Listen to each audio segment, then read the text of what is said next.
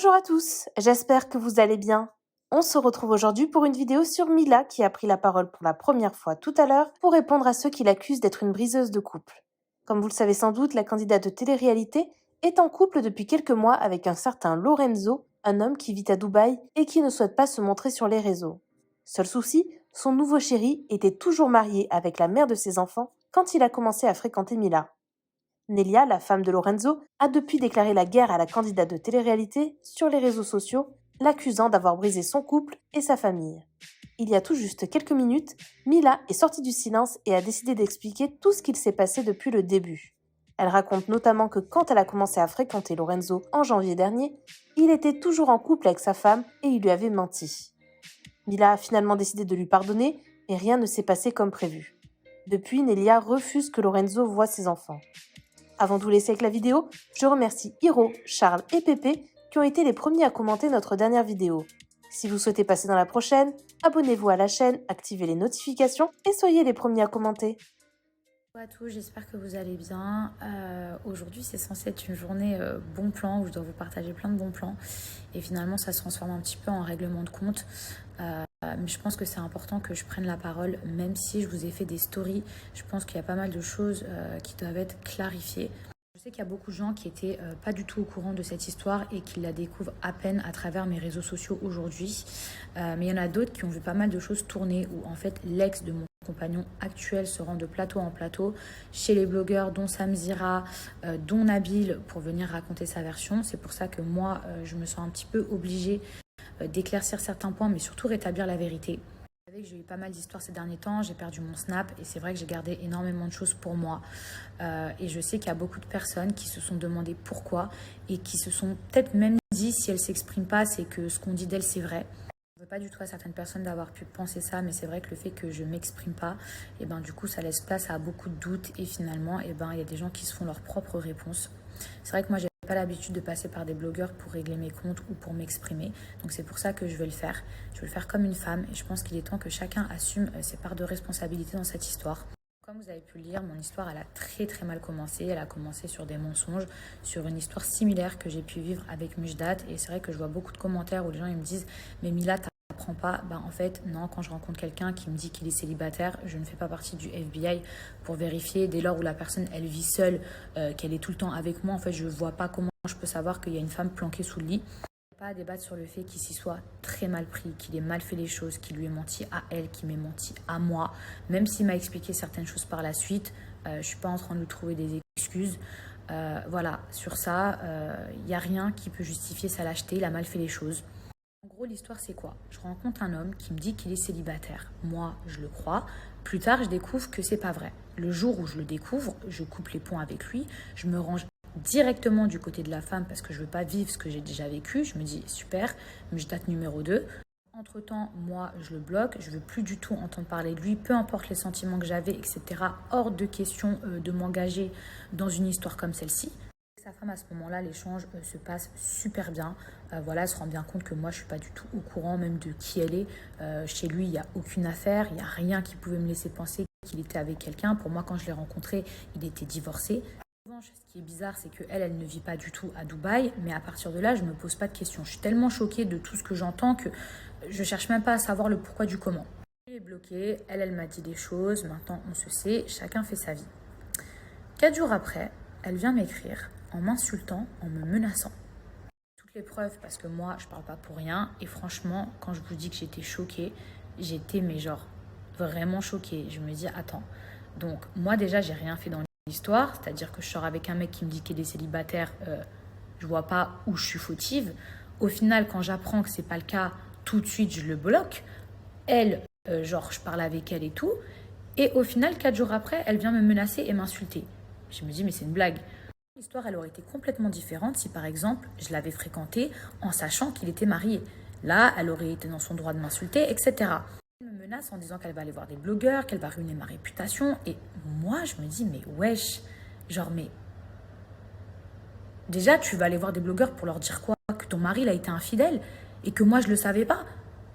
Franchement, vous n'avez pas vu les messages. Mais bref, admettons qu'elle puisse être énervée. Mais elle n'a pas à être énervée contre moi. Fois, je suis choquée, je vois qu'elle commence à me parler de blogueurs, etc. Je finis par la bloquer. Sauf que moi, qu'est-ce qui me reste à ce moment-là? Quel est le seul lien que j'ai dans toute cette histoire? C'est son mari. Donc, qu'est-ce que je fais? Je le débloque en lui envoyant les captures d'écran de la conversation et en lui disant, par contre, maintenant, il faut arrêter de me mêler à toutes vos histoires. Votre dinguerie, là, il faut me laisser tranquille.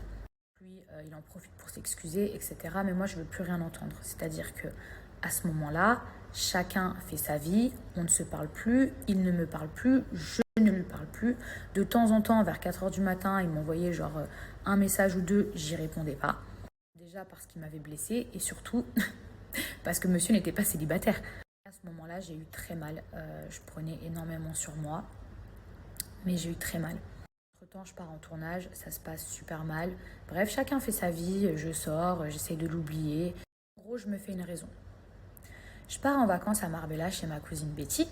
J'avais des amis en commun, il y a des candidats de télé qui savaient qu'il était à Marbella, mais c'est pas parce que monsieur était à Marbella que j'allais m'empêcher d'aller à Marbella. Franchement, j'ai l'impression que je suis en train de vous faire une story time à la YouTube, donc j'espère que vous avez du thé parce que c'est loin d'être fini. Je suis à Marbella avec ma cousine Betty, on sort un soir, 2 soirs, 3 soirs, bref, les vacances. Je tiens quand même à clarifier, à préciser qu'il ne m'envoie plus aucun message, je ne lui en envoie aucun. C'est pas en mode « Ah, je suis à Marbella, t'es où ?» Non, mais pas du tout, genre, pas du tout.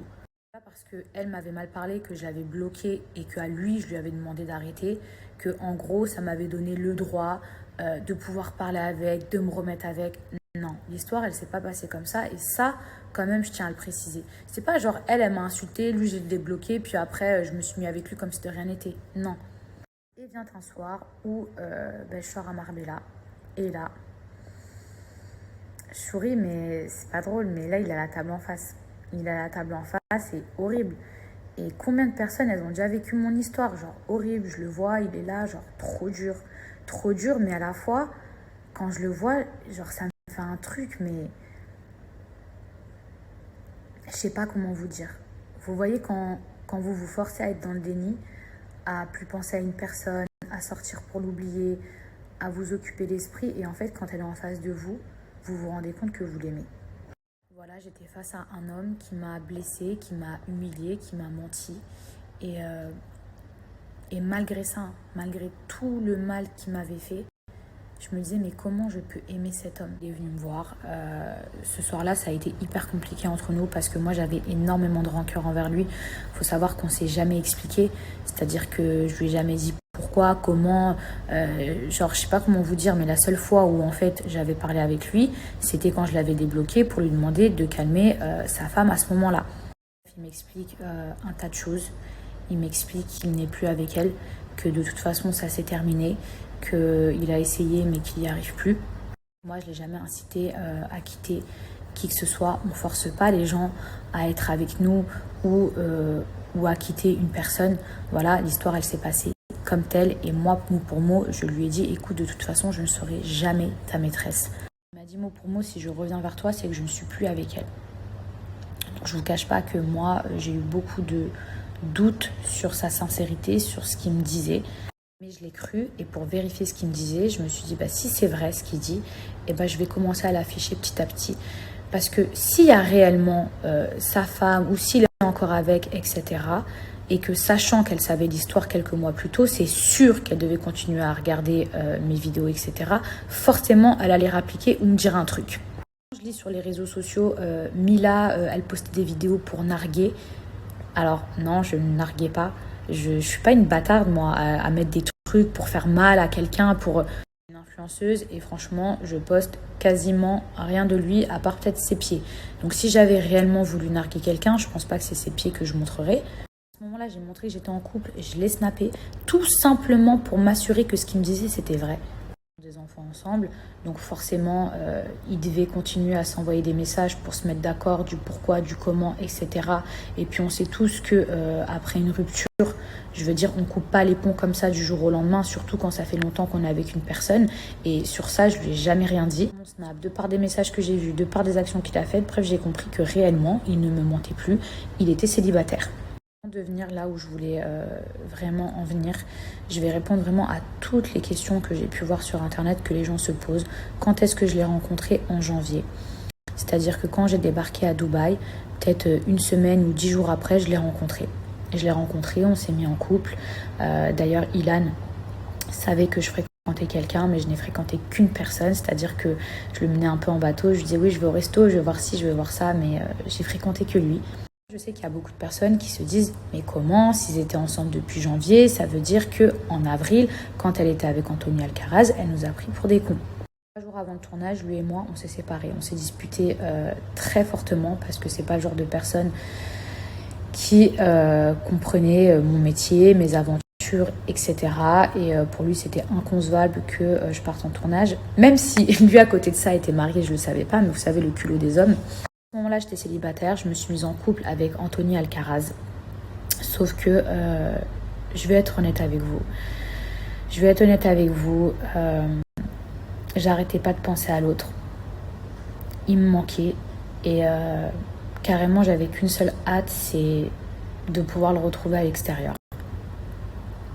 Maintenant, j'ai confié aussi des choses à Anto, où je lui ai dit que j'avais rencontré quelqu'un à Dubaï, que j'étais fortement attachée à lui, que là on n'était plus ensemble et que c'était compliqué pour moi. Voilà, c'est des choses que vous ne voyez pas à l'écran, mais c'est des conversations qui ont été dites. Et quand je suis rentrée à Dubaï, j'ai vu Anto et on a eu une discussion et je lui ai dit voilà, on va s'arrêter là parce que je vais me remettre avec la personne avec qui j'étais. Alors vous allez me dire mais Mila, c'est pas possible, alors tu devais savoir qu'il était marié puisque Greg te l'a sorti, puisque des blogueurs l'avaient sorti, puisque Félicia te l'avait sorti. J'ai réellement su qu'il était marié le 28 mai. C'est-à-dire que février, mars, avril, début mai, je ne savais rien. Quand je vous dis que je ne savais rien, tout simplement, pourquoi ? Quand moi, je l'ai confronté face à ça, en lui disant « mais je comprends pas, t'es encore marié, etc. » Mais que de mon côté, je vois aucune femme, aucune affaire de femme. Le mec, il dort avec moi tous les soirs. Même moi, je me dis « ouais, c'est peut-être des gens qui racontent de la merde, ou peut-être que les gens, ils savent pas sa vie, mais que finalement, il est divorcé et tout. » Quand la personne vous prouve et vous dit qu'elle est divorcée, qu'elle est célibataire. Même si on essaye de vous prévenir. Mais qu'entre-temps, moi, je suis un personnage public et que des Lorenzo, il n'y en a pas 150. Les gens qui me disent « non, mais Mila, tu savais, les blogueurs, ils l'ont dit, certains candidats l'ont dit. » Oui, c'est vrai. Et oui, ça m'a mis un doute. Et oui, je lui ai demandé des explications. Mais dès lors où, entre-temps, comme je vous ai dit, il n'y a pas 150 Lorenzo, que moi, il n'y a personne qui vient m'écrire sur mes réseaux sociaux ou même par l'intermédiaire d'une amie ou je ne sais pas. Soi-disant les blogueurs, il n'y a personne qui vient pour me dire bonjour, je suis la femme d'eux. Donc même si le mec, je le confronte, même si je lui demande des explications, si au final je vois aucune preuve et qu'il n'y a jamais de nana qui vient, pour moi il est célibataire. Ça peut répondre à vos questions. En avril, lui et moi, on s'est séparés. Quand les blogueurs, quand les candidats disaient ceci, cela, non, j'étais pas au courant. J'ai réellement été au courant fin mai, le jour où elle m'a contactée. Quand elle m'a contactée, lui et moi, on s'est séparés. C'est-à-dire que c'est pas genre elle m'a contactée, puis je me suis dit ouais, bon, c'est pas grave. Non, c'était grave. Moi, j'ai décidé de le pardonner et en réalité, ça regarde que moi et ça n'engage que moi. Mais on peut pas me tenir moi pour responsable ou pour fautive dès lors où quand je sors avec quelqu'un que je le sais pas, que quand je le sais, je le quitte et que ensuite quand on se retrouve, il est officiellement célibataire. On ne peut pas dire que moi je suis fautive ou que moi je brise un couple. Maintenant que c'est pu lui faire du mal à elle, je peux le concevoir à 1000%. Pourquoi ? Parce que même si j'ai pas d'enfant, j'ai été dans sa position. Quand Mujdat et moi, ça s'est fini, alors que c'était encore mon fiancé, 3 semaines plus tard qu'il est parti dans Les Princes et qu'ensuite il s'affichait partout sur les réseaux sociaux avec une fille que j'avais l'impression qu'elle essayait de me piquer, Félicia, qui me ressemblait, qui faisait les mêmes trucs que moi. Franchement, j'ai souffert. J'ai souffert dans le mensonge, dans la double vie de Mujdat et j'ai souffert de ma rupture. Donc c'est un truc que j'aurais jamais souhaité à une autre femme. Quand j'entends des gens tout mélanger et dire oui, Mila, elle nargue l'ex-femme comme elle narguait Félicia. Mais à quel moment j'ai nargué Félicia ? C'est Félicia qui était en couple avec mon ex-fiancé de 3 semaines. Comment j'aurais pu la narguer ? Avec quoi ? Mes cheveux rouges ? Enfin, je comprends pas. J'ai jamais pu la narguer. Où j'ai pris mes réseaux sociaux, où ça a commencé à se tacler, c'est quand Mujdat a ouvert les hostilités en disant que je ressemblais à son orteil. Sinon, de moi-même, j'ai jamais piqué ou nargué qui que ce soit. Bref, ça, c'est une histoire à la limite qui n'a rien à voir, mais au moins, les choses, elles sont dites, elles sont claires. Maintenant, je suis capable de reconnaître mes torts sur certaines choses. Moi, j'ai jamais voulu faire du mal à son ex ou même à qui que ce soit. Je suis pas la méchante, je suis pas la manipulatrice que certaines personnes essayent de dire. Je sais que j'aurais voulu que la situation, elle soit différente. C'est à partir de là où ça a commencé, genre à partir en couille. Et pourtant, j'ai été blessée. Et pourtant, j'étais dans une situation que je souhaite à aucune femme. Je suis une femme avant tout et j'ai un cœur. Et je sais ce que ça fait de souffrir ou même dans cette situation. C'est pour ça que je jouerai jamais, jamais, je narguerai jamais. Il n'y a pas de compétition, en fait, il n'y a pas de compétition. Et mon compagnon actuel, c'est pas un trophée de qui est-ce qui l'a gagné ou quoi que ce soit. Qu'elle est mal, je le comprends, qu'elle cherche un fautif ou un coupable pour apaiser son cœur, je comprends. Mais moi, on ne peut pas venir s'acharner sur moi matin, midi, soir pour me faire porter le chapeau. Et elle ne peut pas, lui, l'empêcher aujourd'hui de voir ses enfants pour lui faire payer son comportement. Parce que il a peut-être été un mauvais mari, mais elle ne peut pas le priver de ses enfants. On ne retient pas un homme avec des enfants, sinon ça se saurait. En fait, les enfants, ils sont au milieu de tout ça alors qu'ils n'ont rien à voir. Et elle peut être en colère contre lui, etc. Mais je veux dire, c'est pas les enfants qui ont à payer de ça. Parce que c'est pas normal qu'ils souffrent de l'absence de leur père, sachant que lui, il veut être présent. Vous savez, tous les jours, il y a des gens qui se séparent. Tous les jours, il y a des gens qui divorcent. Et c'est pas moi qui ai inventé le divorce. Et c'est pas parce que Lorenzo, aujourd'hui, il est plus auprès de son ex qui doit être privé de ses enfants. On ne peut pas le priver, lui, de cet amour qu'il a envie de donner à ses enfants et ses enfants qui devraient lui donner. Je ne suis pas la manipulatrice que son ex dépeint, même si j'ai conscience qu'il y a des choses que j'aurais pu mieux faire. Et que tout n'a pas été fait correctement et c'est pour ça que chacun a sa part de responsabilité, mais c'est pas moi qui étais mariée avec elle. Je n'ai jamais voulu rentrer ni en guerre, ni dans la provocation, ni quoi que ce soit avec elle, parce que je pense qu'on a suffisamment souffert. Un truc sur lequel j'aurais pas dû réagir et sur ça je reconnais mes torts. La fameuse phrase où je dis bah moi pendant ce temps-là je fais tchoukou tchoukou. Maintenant je suis pas fière de moi, mais il y a un moment donné où quand on m'insulte du soir au matin, quand on fait des posts contre moi, quand on dit des trucs de fou sur moi, je reste humaine. Je reste humaine et surtout qu'à la base, moi je suis dans mon coin, je suis pas là pour piquer, je suis pas là pour remuer le couteau dans la plaie, mais il faut pas non plus venir m'insulter. Aujourd'hui, son ex, elle a refait sa vie et elle a le droit. Et moi, je lui souhaite tout le bonheur du monde. Mais moi aussi, je pense que j'ai le droit aujourd'hui d'être heureuse. Je ne sais pas le statut de sa relation, je sais juste qu'elle fréquente quelqu'un. Mais tout ça pour vous dire que je pense qu'aujourd'hui, j'ai assez souffert dans ma vie. Ou peut-être pas. Et dans la vie, quand il y a le bénéfice du doute, il faut laisser le bénéfice du doute aux gens. Et moi aussi, j'ai le droit d'être heureuse. Et lui aussi. C'est pas parce que demain, t'aimes plus une personne ou que t'as mal fait les choses que tu peux pas réparer le mal. Je vous laisse vous faire vos propres opinions et je vais retourner à mes placements de produits. Tous ceux ou celles qui pensent que parce qu'il a fait ça, il me refera pareil, etc. Peut-être que vous avez raison. Et peut-être que je fonce droit dans un mur. Et il y a une dernière chose sur laquelle je voulais rebondir et j'ai vraiment pas l'habitude de parler d'argent sur mes réseaux sociaux, genre jamais même. Je vois beaucoup de gens écrire oui c'est un Mujdak numéro 2, attention etc. Et je vous en veux pas de penser comme ça, au contraire je pense que vous êtes bienveillants et que vous voulez pas que je me fasse avoir une deuxième fois. Mais les réseaux etc. tout ça c'est vraiment pas son milieu. Sinon il aurait pris la parole et je pense que ça aurait été tellement plus simple s'il avait pu s'exprimer lui-même. Alors oui, je sais que dans le passé, Mujdat m'a dit aussi que les réseaux sociaux, c'était pas pour lui, etc. Mais là, je vous cache pas que j'aurais bien aimé qu'il donne sa version. Il est d'accord avec tout ce que j'ai posté. On vit ensemble. On en a discuté avant. Donc, il n'y a pas de je poste à son insu, etc. Quand je filme son pied, quand je filme ses mains, quand je filme sa voix, je ne le snap pas à son insu. Et je respecte le fait qu'il ait tout simplement pas envie d'être sur les réseaux sociaux. Et quand je vous parlais d'argent... alors oui, je gagne bien ma vie grâce à Dieu, voilà, je me paye des choses, etc. Mais je vois plein de commentaires, oui, Mila c'est la poule aux œufs d'or, je sais pas quoi, il a michetonne. Sachez qu'il paye tout, voilà. J'avais même pas envie de rentrer dans les détails, alors il y a des choses que j'achète, que je lui offre, mais il paye tout. Donc, si cet homme me michetonnait, j'aimerais bien savoir de quelle façon.